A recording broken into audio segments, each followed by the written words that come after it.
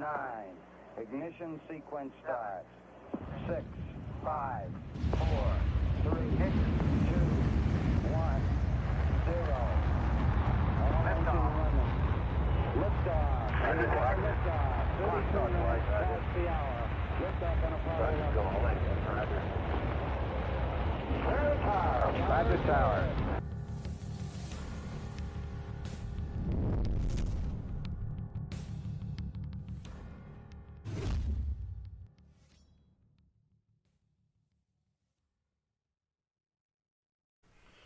Welcome to the Alien Probe Podcast. It is Saturday, November 18th, 2023. I'm Doug. Joining me today again is Deb. How's it going, Deb? It's going good. Got my dog right Apparently here. Max is here. Got the invalid right here. So tell us a little bit about what happened to Max. Max at some point either sustained an injury or just had degenerative disc disease. The last vertebrae in his spine was damaged. Caused a slipped disc, so he had some surgery done. It's been a couple dollars. And Max is now on the road to recovery. He's got pins and plates and fusion and cement. That is so fun. Now he has to be taken outside to pee on a leash. So when it's raining, guess who gets to go out in the rain and watch a dog pee? That's great. But we're doing good. He's doing well, though. His reverse doesn't work well yet, so he's kind of stuck right here. All right. Well, we'll get started. We're talking about George Adamski and his book, Flying Saucers Have Landed. This is the second episode. Second episode of the discussion. The first episode we talked about his biography, where he came from. He was born in Poland in 1891. The book was written in 1953, and some may wonder why I'm going down the rabbit hole somewhat of UFO history and we're going to be talking today we're going to be talking about a pile of sightings that happened throughout the years from I think the 1600s on, and we don't know any more today than we knew then about what it is. Deb? No. We just keep waiting. We just keep waiting for disclosure. It seems kind of surreal. Anyway, we're gonna put old George up on the screen here so we can see us smiling. Look at that. Wow. Look at George. That's a movie star pose right there. It is, and with the finger. And he's got a That's a picture of a UFO that he saw, and I don't think it's a drawing. It's a picture, I believe. And then he, as I said in the last episode, we kind of did and as we go along, we'll talk more about good old George. But flying saucers are everything except flying saucers, George says. Bewildered, befuddled, and unimpressed, we turn to Washington, D.C.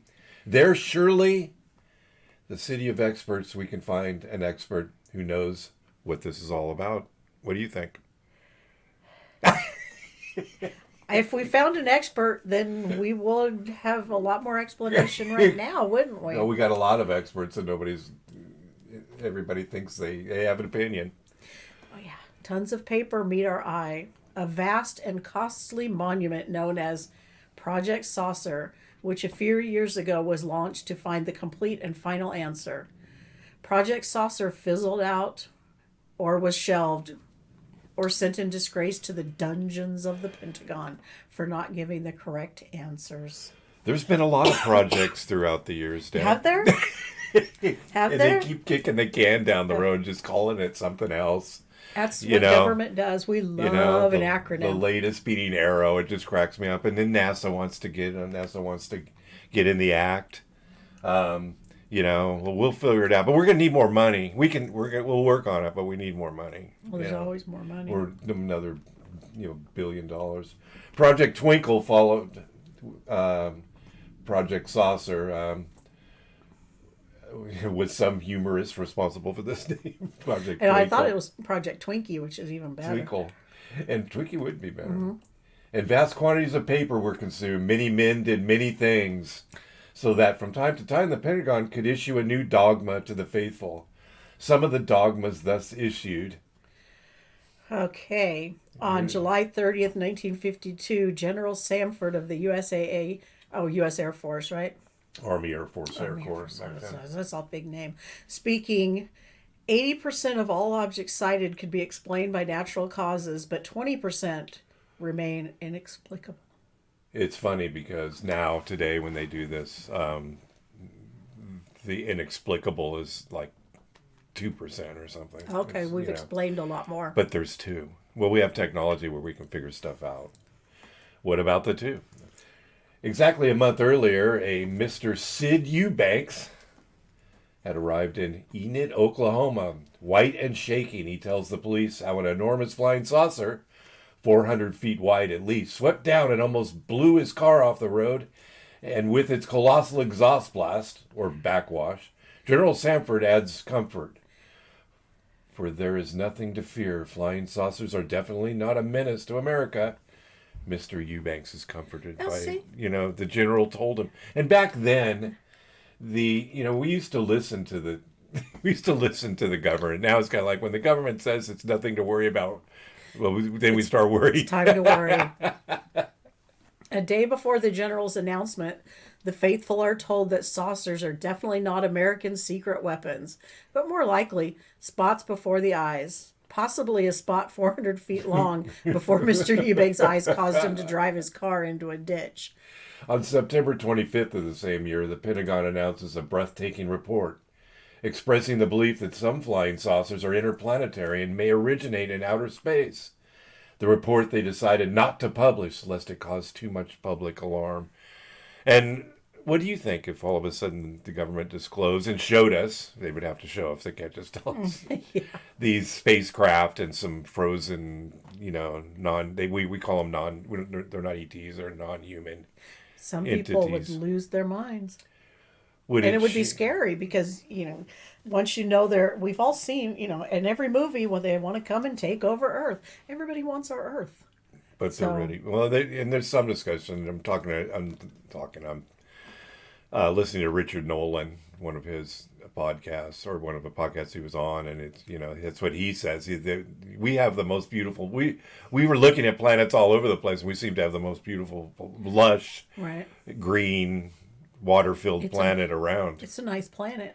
So, when we're searching for that planet that has all of this, it seems to be a rarity, but the scientists say they're out there. The announcement adds that over 1,800 sightings have been examined. 1,800 sightings, exclamation point. At the time of first publication of the cloth-bound edition, this figure had risen to over 3,000. That's practically one for every day since Arnold first saw them. 1,800 or not, the panic and possible alarm was swiftly allayed. Yeah, Kenneth Arnold was the first one that saw in 1947. He saw the group of flying saucers. I think it was by Mount Rainier in Washington. Mm-hmm. And that's where even though they weren't saucers, what he saw looked like a bunch of boomerangs flying around. But that's how we coined the phrase. There's some history for you right there. November 12th came the final, complete, and official answer. Thank goodness. Mm-hmm.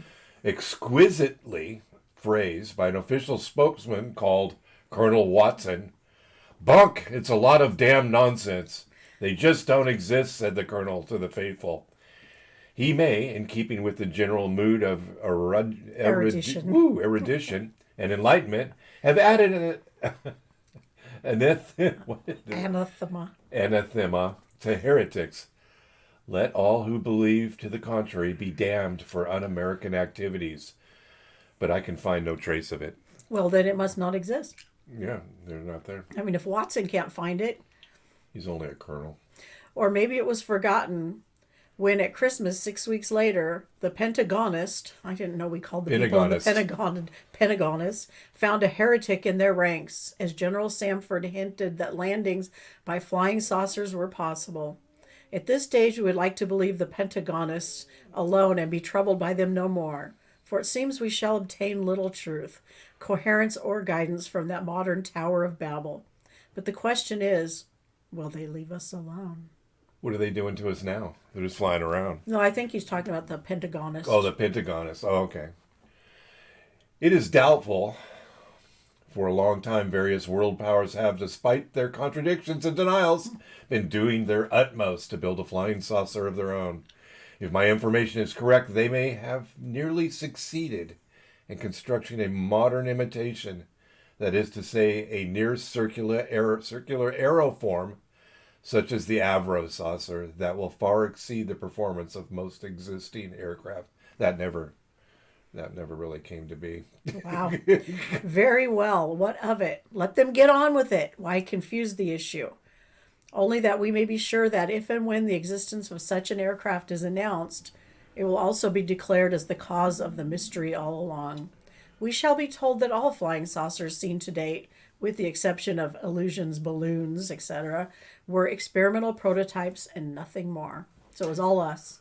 It's all well. There is a theory out there that a lot of these after 47, when Roswell happened, we reverse engineered and we actually were able to figure out how to it didn't look as cool and work as well as theirs did. And they can't go 15,000 miles an hour, but there is an anti-gravity thing out there. But again, who knows? The pity is that many people will believe it. And if they just, I don't know if we talked about this before, but they just need to get the NHIs and the UAPs that we've found, put them in a museum, make us pay to go see them. You could probably solve the national debt by the people wanting to go see this. They need to look at it a different way. Yeah. Just make a new Smithsonian. Yeah. Okay. UFO Smithsonian Institution. It will sound so convincing. You, the public, have been seeing flying saucers. We, the powers, have been making flying saucers. That's right. What could be simpler?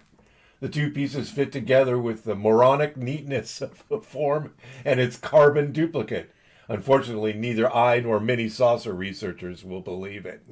He's very skeptical. He should be. So to safeguard the faithful from all duplicity, we shall now, with their indulgence, start going backwards through time. Back to when there was no Soviet Russia. There's no Soviet Russia now. No United States of America. 52. Back to an age when there was no Great Britain.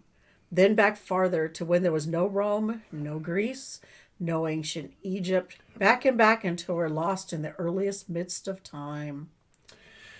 And what do we find there, Deb? The hazy outline of a prehistoric flying saucer? Wow. Alas, no, we find instead the solid outline of wonderful vehicles, beautifully built, packed with power sources still unknown to us. We find, in fact, that space vehicles are not a product of the 20th century imagination, but have existed in human memory and record since our particular human family first began to think and to remember. If they were here and all that, why did they go into hiding? Did the asteroid take them out? Could be. It took out the dinosaurs. I'm not sure how he went back in time to, Well, he's conjecture that the Atlantis, about Atlantis, that was part of and earlier. Okay. Well, my theory that the moon was struck here from a dying planet, filled with people, and put into. Be weird. Why are you looking at me You're so weird. So, it's back. So if the flying saucers, the experimental craft of modern governments... That's not funny. Then we can only say that they have been experimenting a very long time. Wow, he's got some serious weird ideas. What? No, we shall not go back too far at first. AD 1290 is a good place to begin as any. We have on our right, ladies and gentlemen, an old manuscript. There's some Greek here, and you'll have to translate it. Discovered at Ampleforth Abbey in January 1953. I'm assuming this is England, which gives a very clear account of a flying saucer passing over the startled community of Balin Abbey in Yorkshire. Yeah, we're not going to read the Greek. Here's I get the translation. Yeah, A.X. Chumley, that's the translation, who supplied this information, gives the following translation. Took the sheep from Wilford and roasted them on the feast of SS Simon and Jude. But when Henry the abbot was about to say grace, it sounds like a limerick, John, one of the brethren, came in and said there was a great portent outside. Then they all ran out, and lo, a large round silver thing like a disc flew slowly over them and excited the greatest terror. Whereat Henry the abbot immediately cried that Wilfrid was an adulterer, wherefore it was impious to 33. These 7 incidents are reprinted from the kind permission of the editors of Time and Life International, published May 5th, 1952. Copyright Time Incorporated, with acknowledgments to H.P. Derrick. Yeah, about that. you're supposed to say that really fast, like they do in all the... Yeah, and Robert Jenham. There is a remarkable similarity in this report to that sent to the editor of the London Observer on March 23rd of 1953 by Bruce Angrave, MSIA, who also saw a large round silver thing like a disc pass slowly over Milan Cathedral on November 2nd, 1952. And there are several hundred other modern reports that use exactly the same phrase for describing the appearance of a flying saucer. A large, round, silver thing. It's kind of weird. Like today, there's a lot more triangles and spheres. So I don't know if they're evolving or they're changing. They're getting cooler. And in December of 1952, a photograph of one was taken in Bulawayo, southern Rhodesia. That certainly fills the description given by the terrified, sex-scandalized monks of Bailan in 1290. Oh, the poor monks. It is a pity the rest of the manuscript is missing. I long to hear what Brother Wilfrid had been up to, and what the abbot thought would be impious. Yeah, he doesn't really care about the UFOs. He just wants to know what the monks did. What probably happened is that a flying saucer did in fact pass over Bayland Abbey at the close of the 13th century, and that the astute Abbot Henry seized the opportunity to admonish Wilfrid for his carryings on and the community for their lack of piety. You got to believe in your God, man. Whenever something inexplicable happens, the zealots of each age take it as a sign of celestial umbrage and hasten to warn their erring brethren, just as the Dutch pastors were swift to declare the recent catastrophe a direct retribution for the sins of their sheep. Oh, sheep don't sin. My Lord. The sins of their sheep. I think they mean more like their followers as opposed to their actual... Okay. Oh, yeah, I get it. Whereas the other way was interesting. Because sheep are very sinful. Whereas had they suggested it could have been the inevitable result of nuclear necromancy in another part of the globe, they might have come nearer to the truth. They didn't even know there was a globe. Well, of course they did, because we've always known, because, we've been here forever. And, there's a map. I mean, there's a map. This is way before Columbus, dude. I know, but there was maps made. Yeah. How'd they do that? We don't know. Our next exhibit is an old print showing the startled inhabitants of Devon gazing skywards at a neat V-shaped formation of dark elliptical objects, rather like tadpoles, with fins or streaming exhausts, that passed over Devon in 1704. These things are not meteors, northern lights, nor comets. They are shown as dark, solid objects, flying in formation in broad daylight. So they have exhaust? Yeah. See, you're on my. They have combustion engines. Yeah, you're on my side in that. They're not should not have air breathing engines. Well, maybe they sent those just to make us feel better. Yeah. Maybe that's who taught us how to make the combustion engine. Maybe it's us from the future, and we brought back the ones that spew gas. And now, please step into the 17th and 18th century galleries of the Flying Saucer Museum, where we have an assembly of spacecraft of all different shapes, hues, and sizes, few of which can be glibly dismissed as meteors, aurora, or other natural phenomena. 17th and 18th century gallery. So we're going to talk about what happens, and then, this hopefully won't be as boring as the Catalina Island thing. Nothing can. Well, at least we feel a little better this time. We're not sick. 1619 in Flüelen, Switzerland. Enormous, long, fiery object seen flying alongside a lake by Prefect Christopher Shear. Did you leave that door open? Yeah. Okay. No, the spare bedroom door. No. Okay. Or maybe you want to peek out there. 1661, huge flaming thing seen over Worcester, England. 1704, January 8th. Strange lights over England. 1704, November 4th, Switzerland. Luminous cloud moving at high velocity, disappearing behind the horizon. You got 1731. Okay. What happened between 1704 and 1731? Not a whole hell of a lot. December 9th, 1731 in Florence, Italy. Strange globes of light in the sky. 1750, June, Edinburgh, Scotland. Vast ball of fire moving slowly.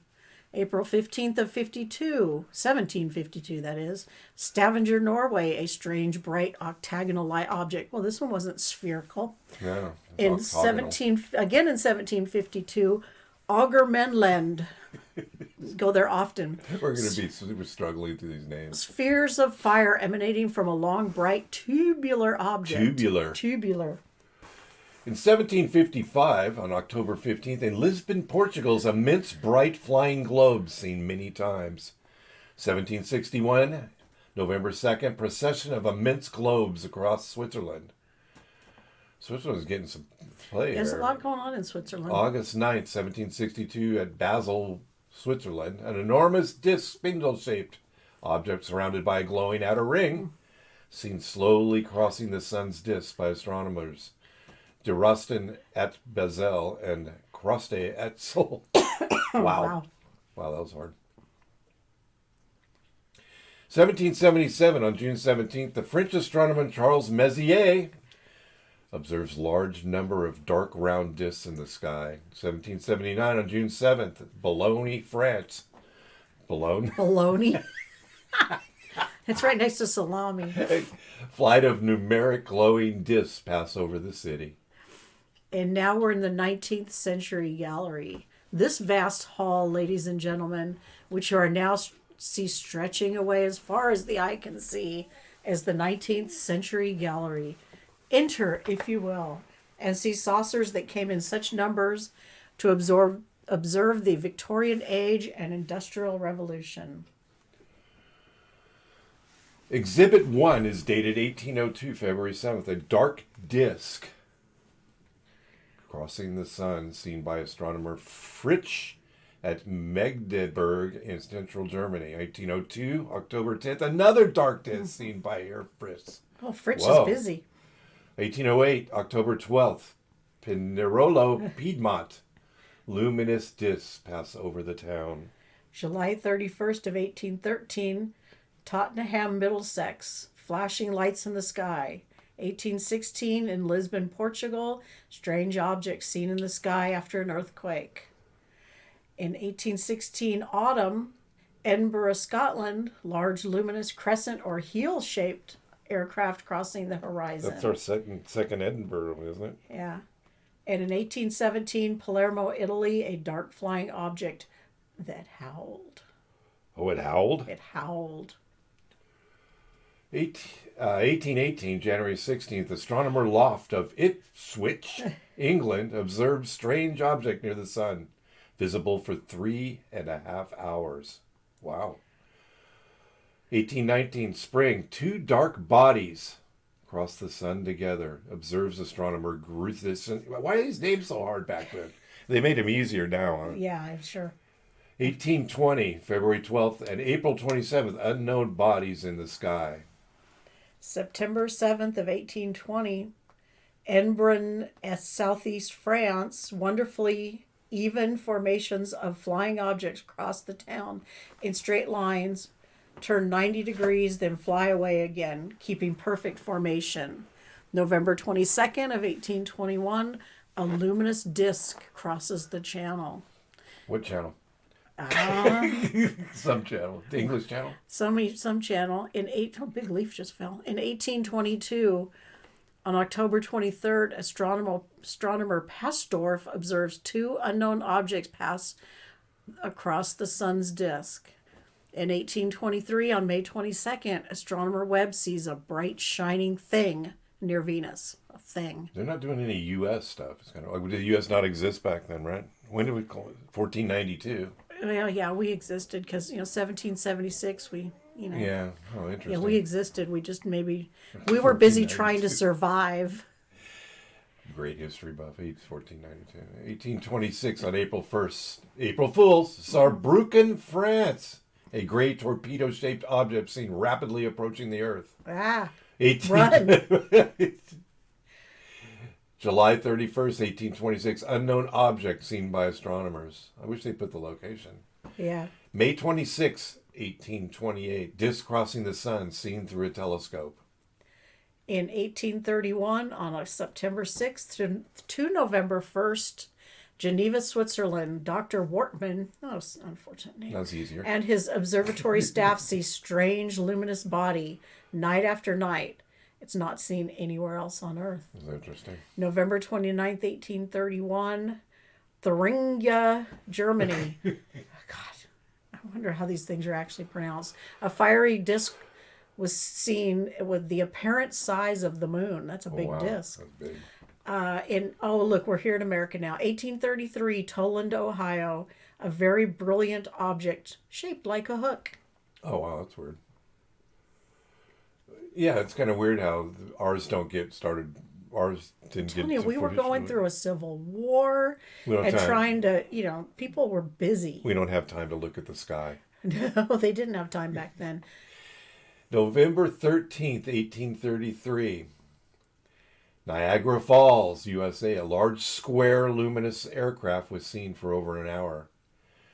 Yeah, they were just talking about a square one that in the 70s it passed over Vandenberg Air Force Base, and they had one of the security officers talk about it. He didn't see it though. His guys see it. It's kind of weird because it's like he didn't actually see the thing, but his guys that work for him did. And he's trying to chase down the people that actually saw it. It was a big red square. It was a big red square, but it was almost like it was just the outline was a square, and it came slowly. It came in really fast and stopped over the base. Well, they had nuclear weapons there, so I think there's a tie-in. November 5th, 1833 in Chile. Bright disk passes near the sun. Asner Parif reports in 1834 two round objects of different sizes. He sees them again in 1836 and 1837. Oh, interesting. May 11th of 1835, a luminous disc seen by Cacciatore, a Sicilian astronomy. I've had chicken cacciatore. Is that what that's spelled like? I think so. I think there's an A in cacciatore as opposed to cacciatore. January 12th of 1836, in Cherbourg, France, a large luminous vessel hangs over the city. It rotates on its own axis and seems to have a hole in the center. It's a donut. Like a donut. It's not a donut. And 1836, on May 15th, Professor Auber sees a number of luminous objects move away from the sun in different directions. Now the sun's shooting things out. It could be a solar flare. Pastoriff, February 16th, 1837, sees more strange things flying around. Okay. In India, 1838, a flying disc with a long, glowing orange appendage. Ooh. Not appendages. Astronomer Glacier, on October 4th, 1844, reports luminous discs sending out quick flickering waves of light.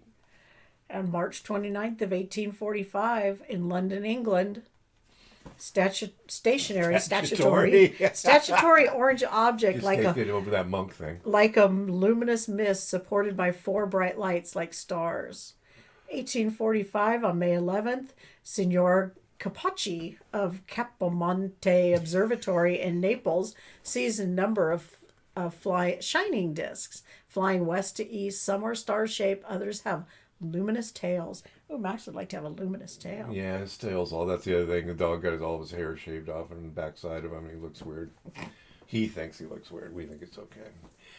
In 1845, on June 18th, 3 luminous discs rise from the sea and remain visible 10 minutes, half a mile from the ship Victoria, and they give some coordinates, which we don't care. We're not going to read. They are described as being 5 times as big as the moon and appear to be connected by some kind of glowing streamers. They are seen simultaneously by many different observers as far apart as 900 miles. That's our first USO out of the sea, right? Is it? Yeah, I Yeah, think that's so. what sound like weather balloons to me, but Yeah. On July 25th, I wonder if they used those back that long ago. No. Maybe. Some balloons, but they don't come in from under the No, sea and 5 times as big as the moon. there were no Mylar balloons back then. No. July 25th, 1845, in Florence, Italy, an enormous fiery disk riding overhead, many times larger than the moon. In 1845, on December 2nd, flaming lights seen far out to sea off Ryuk, Fu, China. Fu. Carry on. Oh, am I still going? October 26th of I gave you a 1846. big assignment this time. In Lowell, Massachusetts, a luminous flying disc from which fell a lump of most fetid smelling jelly, which was found to weigh 442 pounds Holy. and was 4 feet in diameter. Wow. March 19th of 1847, in Holloway, London, England, a blazing spherical craft rises vertically into the clouds. You didn't think that segment would ever end, did you? Oh, that was a long one. In Inverness, Scotland, on September 19th, 1848, 2 large objects as bright as stars, sometimes stationary, sometimes moving at high speed. In Gais, Switzerland, 1849, thousands upon thousands of luminous objects seen by astronomer Inglis crossing a clear sky. Some had what appeared to be wings or a coronal glow. Autumn-Deal, England, dark bodies in the sky. In 1850, on February 5th, in Sandwich, Kent, England, a speck of light slowly approaches on a straight course until it has become 1/3 the size of the moon. It then remains stationary for 3 minutes. June 6, 1850, I don't know how to say it, Côte d'Azur. I'm sure Côte d'Azur. Yeah, I'm sure that has a very pretty pronunciation. In France, a red globe crosses the sky, leaving a hail of sparks. It drops a dark object. What was it? Number 2. Did anybody grab it? It's unfortunate sometimes we're listened to all across the world, and then people are going to listen, and the massive quantities of people listen to this, right? But Yeah. they're going to listen to us butchering and stuff. We know speaking the English. Yeah, we're just very Anglo-Saxon. In England, on September 4th, 1851, as if interested by the great exhibition in Hyde Park, a vast host of luminous discs stream from the east and from the north. The procession lasts from 9:30 a.m. till 3:30 p.m. and are observed through the telescope of Reverend W. Reed. September 11th of 1852, Fair Oaks, Staffs, England, between 4:15 a.m. and 4:45 a.m., several early morning risers see a strange luminous disk surrounded by a haze of corona near the planet Venus. Venus is at the point of closest approach to Earth at the time. Yeah, Venus commonly gets mistaken for UFOs. It's so bright. In May 22nd, 1853, 3 luminous objects near Mercury, one large and round, one cigar-shaped, and one small disc, reported by Mr. R.P. Gregg. Where is that? Oh, they didn't give the location.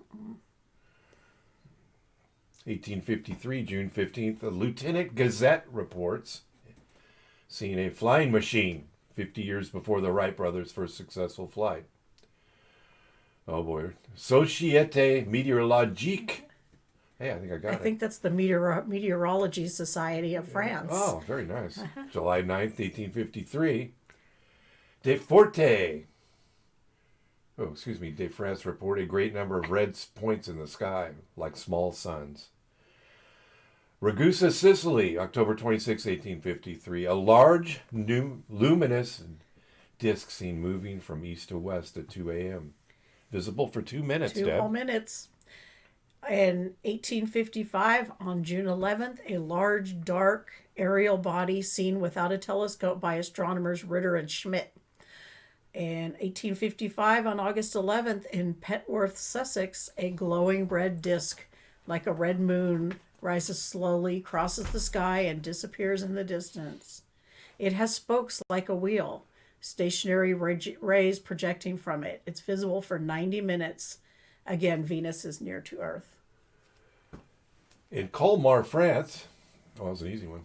April 6, 1856, Dr. Dusor saw a black flying torpedo. Oh, no, not a torpedo. Round on one end and pointed on the other. As it passed overhead, it gave off a low, melodious whistling sound. Sounds like it was a torpedo. Yeah, it sounds like it was like a missile. Like a rocket. In 1857, October 8th, in Illinois, USA, just before an earthquake, a brilliant flashing light passes slowly across the sky to be followed by a loud explosion. In astronomer Richard Carrington, on September 1st, 1859, saw two moving luminous bodies, not meteors, he says. His observatory was at Red Hill, Surrey. 1860, in the spring, large flights of small black discs seen by astronomers Herrick, Buys, Berlot, and de Cuppets. Berlot. You don't know. It's Barllot. Barla. Okay. Barlow. Barlow. Whatever. In 1860, on July 20th, lights in the sky that appeared, then went out, following the fall of the Dhurmsala meteors. On April 27th of 1863, at the Zurich Observatory, Dr. Wolf sees a large number of shining discs coming from the east. Some have tails, others are star-shaped. Oh, that's interesting. Like a fleet of them. In South England, on March 20th, 1864, an unknown object of vast size. On October 10th. What was that? Oh, that's all you got there. 1864. I guess it's a new one. October 10th, 1864. Uh-huh. Mr. Leverrier reports witnessed flight of a long, luminous cigar-shaped body, tapered at both ends. On November 6, 1866, a red glowing disc seen for 3 minutes before it disappeared below the skyline. Seen by the British consul at Cartagena, Colombia. Cartagena. Don't you remember that from the movie with Kathleen Turner and... Oh. Yeah. And they were in Cartagena. 1868, a shaft of light seemed to leave Venus on March 15th. Something similar was seen by Webb on April 6th. June 8th of 1868, at the Radcliffe Observatory in Oxford, observers see a luminous object that moves in the sky, halts, changes course to westward, then to south, then makes off to the north after 4 minutes observation. Venus near to Earth at the time, blazing red spot seen on Venus. This person drives like I do. I'm west, south, north. Captain Banner... Oh, look, somebody went and took books out of the Benson's library. And the crew of the Lady of the Lake on March 22nd, 1870. Got some coordinates we won't read again. See an amazing object flying along under the clouds. It is circular. The rear hemisphere or trailing edge is surrounded by a fuzz or luminous band divided into 4 equal sectors. From the center extends a large curved tail. The object appeared flying against the wind and was visible until the dusk or clouds obscured it. Captain Banner made a drawing, which we don't get to see. We'd love to see that. On August 1st of 1871, a tremendous red disc hovers over Marseille, France, at 10:43 p.m. It is stationary until 10:52 p.m. Then it moves north for 7 minutes, halts again, then moves east, disappearing at 11:30 p.m. Venus is again near inferior conjunction. I should know what that is. That's the part of a MUFON thing that I need to be studying. You better be studying.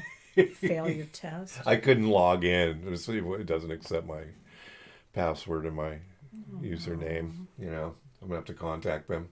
Has it been 6 months? No, it has not been 6 months. Astronomer Trouvelot on August 29th, 1871, in France, reports formations of highly complex objects, some triangular, some round, others many-sided. Some of them hover, then move off.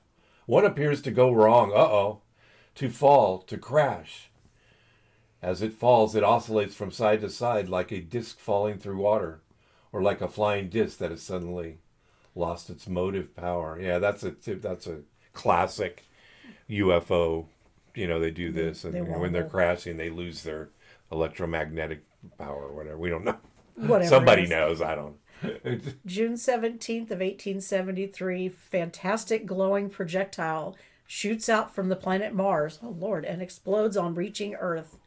Seen in Austria, Hungary, and Silesia, is simultaneously, sorry, astronomer Galle, who observed it by telescope, said it was seen to emerge and separate itself from the disk of the planet Mars. Dr. Sage at Rybnik, Poland, said that an object of some kind did in fact issue from Mars and explode in our upper atmosphere. He was observing the planet attentively at the time. He was attentive. So he knew this thing came from Mars? They said they all three said it came from Mars. Oh, that's wild. Yep. We're going to probably find something there. I don't know. Who knows? I mean, Little green men shooting at us. I don't know if it's like a civilization. You know, they probably, who knows if they came here because their planet was dying. It's hard to say. A bright star-like vessel rises over Brussels in August 30th, 1873, gains height continuously for 10 minutes before disappearing. 1874, in April 24th, Professor Schaferik of Prague sees a dazzlingly bright object rapidly leaving the moon and speed away into space. Well, that's why there's no people there. They left. We are now about There's still people in there. Well, I know, but we don't find people. There's nobody on the moon. We've been there. They scared us off. We went there the last time we were there. They told us to leave and never come back. They just No, they just told us straight up said. They said, "Yeah, your golf." And we game. said, "Okay, that's it. We're not coming back. They Now said- we're going." They said your golf game sucks and stop hitting golf balls on our moon. We are now about midway through our Victorian gallery. The great exhibition has been closed some 20 years, and the Crystal Palace re-erected on Sydenham Hill. Germany has invaded France and set its clumping boots inside Paris. Do you think the moon landings were faked?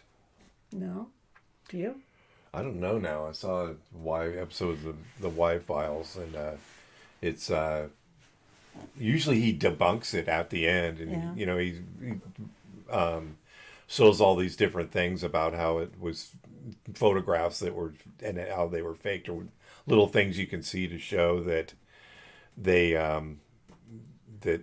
were not on the moon, like shadows and things, and it got me to thinking. I always said there's no way that was faked. And now it just kind of calls into question. I don't know, because we do all kinds of crazy things, you know, but I hope it's real. You know, that would be really disappointing. Of course, then again, how can you keep a secret like that? It would change. I mean, we have used the phrase, if we can put a man on the moon, what would that do? No, we And then you can't. find out that all these years after we said that we really can't. And then you find out there is no sliced bread. Well, you can see I'm wearing my SpaceX hat, and the Starship, second effort of the Starship got launched today, and you know You missed it. It didn't. Well, thank goodness YouTube is around because I got a chance to watch it, and it blew up. It always blows up. The last time they blew it up. It's not clear whether they blew it up. That Elon pushed the button or whoever, and or if it just crashed. But I don't know. It was pretty. It's kind of funny that we can't make it to the atmosphere now. We did back in the 60s. We were much better people. Well, we did already launch Artemis, and it went around the moon. Well, supposedly, right? It went around the moon and came back, and we retreat.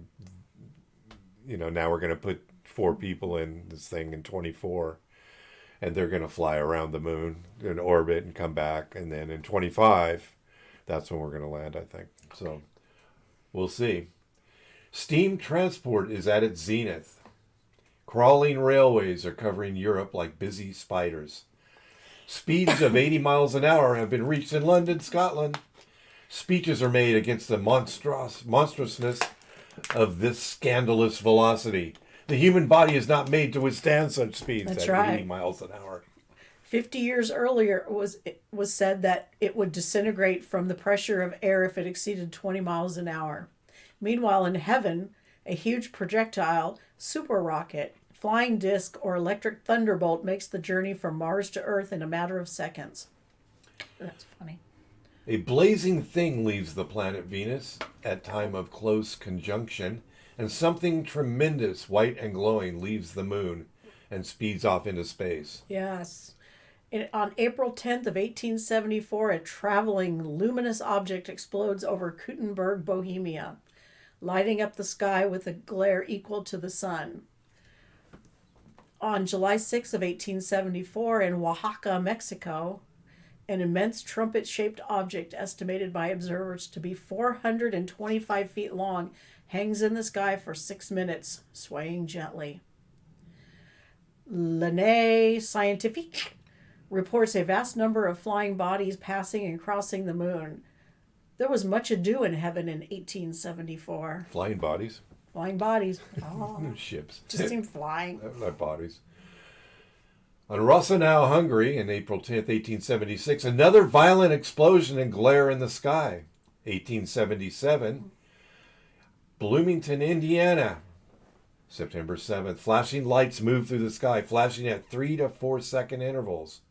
Also on 1877, in Vincennes, France, March 23rd, fiery spheres of dazzling brightness emerged from a peculiar-looking cloud and moved slowly northwards for an hour. Inhabitants recall similar event 10 years previously.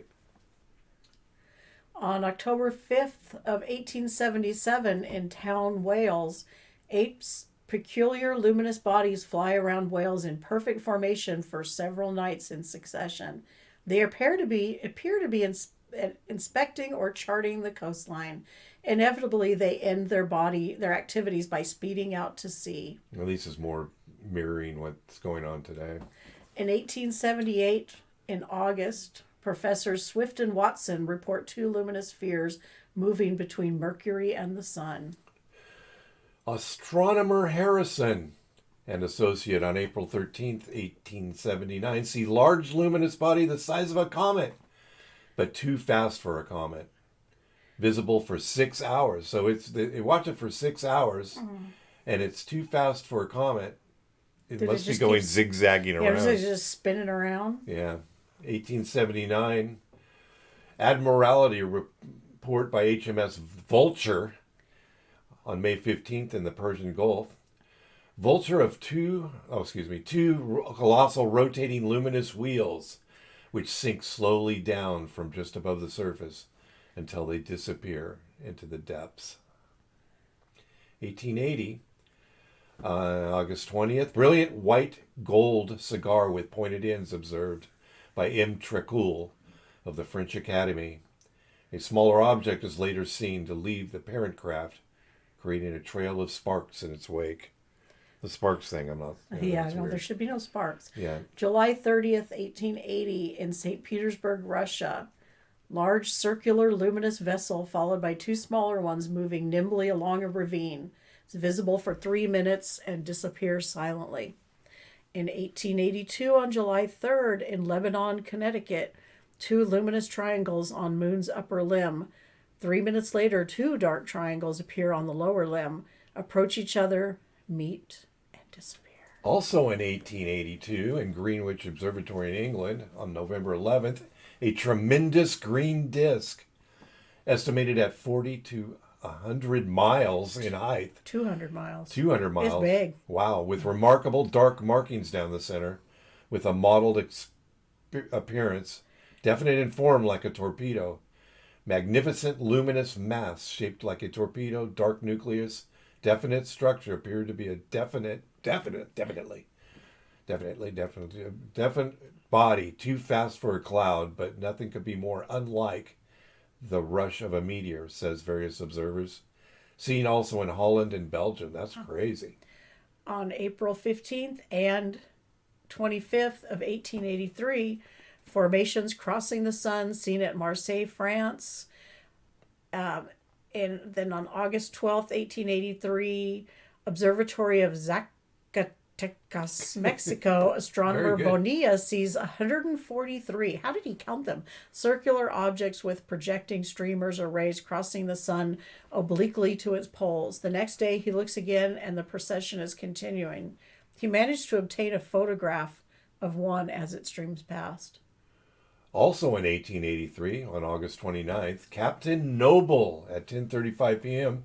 sees a blazing object like a new and glorious comet with a beam like a searchlight shining out from the nucleus. You notice the descriptions are getting longer. Yeah. A little bit longer, Yeah. just as I get two short ones. In Liverpool at 12:40 p.m. on August 29th, I've got a couple in 1883 here. It is seen again looking like a large planet with a ray of light shining from it. Also in 1883, September 12th and 13th, it is seen by Professor Swift at Rochester, New York in the United States. And September 21st of 1883, it appears over Yeovil, England. In 1883, on November 2nd, a similar object over Puerto Rico moving to Ohio. It's interesting. From Puerto Rico to Ohio. Moving to Ohio, USA. It's moving up. In 1883, on November 5th, in Chile, a glowing disc the size of a full moon passes slowly over Chile, visible for half an hour. Lots of 1883. I know. What else happened in 1883? On November 12th, there were reports of comet-like objects with two tails or beams of light projecting forward and astern, visible for 3 nights running. There was no known comet at the time. In 1884, on February 7th, that's my birthday, Brussels Observatory. For anybody who wants to send in some presents. Everybody who wants to know. Extremely bright point of light on planet Venus. 9 days later, it moves out from the planet. Also in 1884, on July 3rd, a bright globe the size of the moon with structural features seen moving slowly over Norwood, New York in the U.S. It is surrounded by a coronal ring and had 2 dark lines crossing the nucleus. 1884, on July 26th, the same or similar vessel remains stationary over Cologne, Germany, then rises vertically till it disappears. Wow. July, 2 times in the month. February 24th of 1885. There's some coordinates there I'm not going to read. Captain of the ship Innerwich sees a huge fiery mass appear immediately overhead, completely blinding spectators. It falls into the sea alongside the ship with a deafening noise. Were you really deaf, huh? Deafening. Casting up And huge water spouts and practically capsizing the ship. Well, that was a good one. Must have been a big whale. To run those coordinates, see where that is. It's a big In the whale. middle of this is a whale. Oh, yeah. The debunker, Debbie the debunker. That's right. That's going to be your debunker. Debbie's going to be your name. August 22nd in Saigon, Cochin, China, 1885. Bright red disc moving slowly at even speed for 8 minutes, disappearing behind a cloud. Next year in 1886, on September 30th, in Yalolio, Yeah, huh? a huge glowing disc the size of a full moon floats serenely northwards, closely followed by a formation of smaller ones. Also in 1886, November 3rd, Hamar, Norway. Hamar, probably. Bright, round, cloud-like object passes across the sky, emitting streaks of fire and flashes of light. It retained throughout its original form. August 19th of 1887. In Marseille, France, a round vessel 1/10 of the sun's diameter near the sun's limb, observed independently by astronomers Codd and Payan during a solar eclipse. Observers in other places did not see it, indicating the object was nearer to Earth than the sun. What are the sun's limbs? I don't know. Okay. Should research that before I got going. Oh, well. That's what we do. Where are they? I wonder where they're getting these records. From various places where he is. This is he did this research, Adamski right? did the research, so he's pulling this together. On March 9th, 1887, 2 flying round bodies appear over the Dutch ship JPA. That's all it's called, JPA. Mm-hmm. John Paul Anderson. I don't know. One was luminous, the other dark. One fell into the sea with a roar and tremendous splash. Wow. Well, the new USOs, undersea flying unidentified sea objects, submersible objects, whatever, they get into their median they go from the sky to and they go in the water and they don't even splash. Oh, okay. Well, these are I mean, splashing. they showed that. I think the Tic Tac thing showed the. Yeah. I believe that was that video or another video I saw where I think it was another video where it went into the water and you could kind of see it under the water. Who knows with special CGI now. Now everything's fake. The whole world is fake. It's We're all in a simulation anyway, right? It's all artificial intelligence. On November 12th of 1887, huge fiery sphere. Big ball. Huge fiery sphere disk rises. That's a lot of descriptions. Rises from the sea near Cape Race. Moves against the wind close to the British ship Siberian, then moves away again. It's visible for 5 minutes. The captain says he has seen a similar occurrence at the same spot sometime before. On November 3rd of 1888, something passes over Reading and Berkshire, causing sheep to panic and break loose over a 200 square mile area. High-speed sound waves have a similar effect on animals. Wow. Poor sheeps. Next year, in 1889, in Twickenham, England, cigar-shaped object descends slowly in a storm and explodes. But there's no traces of it. No. In Grahamstone, South Africa, on October 27th in 1890, body of cometary brightness. Oh, wow. Moves through 100 degrees in 45 minutes, observed astronomer Eddie. It's just Eddie. 1891, September 10th. Similar object seen by Professor Copeland, again in Dryer, at Armagh Observatory in North Ireland. Oh, we got Ireland in there now. In 1891, in October, in the China Sea, more revolving shafts of light or wheels seen on the sea. And April 4th of 1892, a large black disc slowly crosses the moon, seen by Dutch astronomer Mueller. In Val de la Haye, France, on March 7th in 1893, a luminous streamlined construction shaped like an elongated spear seen by astronomer Raymond Colon. In 1893, May 25th, HMS Caroline between Shanghai and Japan sees the formation of flying discs flying slowly northwards. They pass between the ship and a mountain 6,000 feet high. Observation through telescope shows them to be a reddish colored and emitting brown smoke trails seen for 2 hours.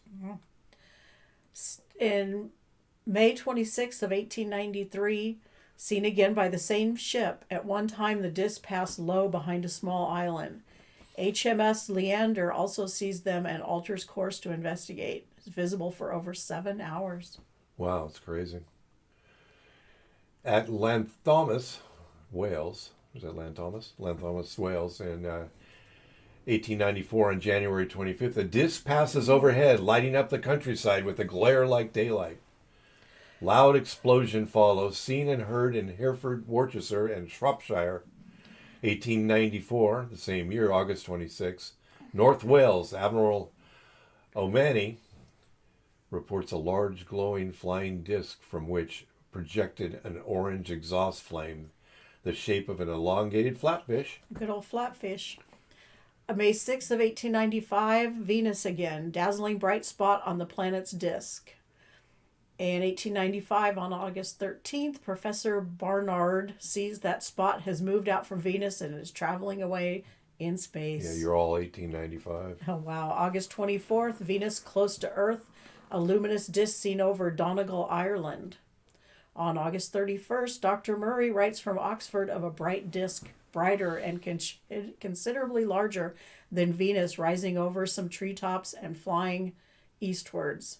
On September 3rd, the same object is seen at Scarborough, Yorks. It moves evenly and leisurely. It's leisurely. Leisurely. Just hanging out. There was a long black torpedo on June 27th, 1896. Of course there was. It crossed the moon's disk in 4 seconds. Same year, on July 13th, luminous body moving towards Saturn at a good rate after passing several other stars. It was reported by an amateur astronomer in England. These are all 1896. Had a lot of sightings. July 31st, Smith Observatory reports dark circular disk crosses the moon in 4 seconds. On December 11th, luminous disk travels over Worcester, lighting up the area so one could have picked up a pin. Wow. Reports Dr. Charles Davidson. That's an interesting That's description. very light. Okay. Now I'm in 1897. Yep. February 10th, something explodes in the air over Madrid, Spain. Debris falls, windows smashed, walls cracked. For 5 hours, a glowing cloud of debris hangs over the city where the thing exploded. There's panic in the streets. That could be a meteor. Holy crap. Yeah, but it's In weird. April, an airship over Kansas City. Huge. Would you stop? Sorry. God. I twitched my finger.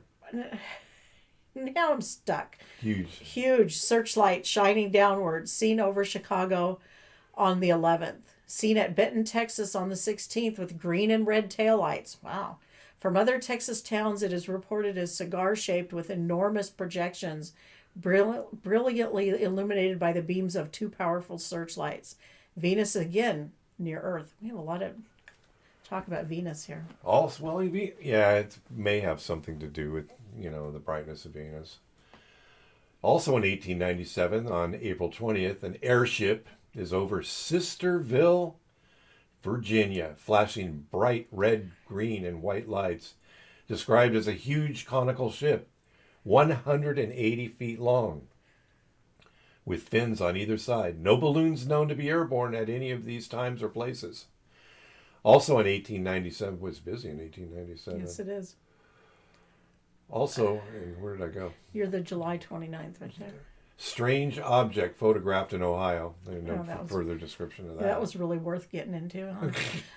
On September 12th, aerial explosion over Yarnell, Arizona. And now we're in 1898. On June 3rd, in England, 2 luminous disks united or flying close together and visible for 6 minutes.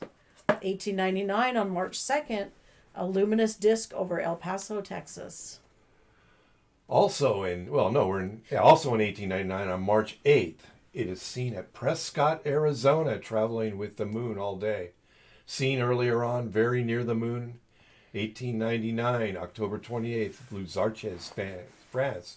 Luminous disk, the size of the moon, rises over the horizon. Watch for 15 minutes before it diminishes to a bright speck.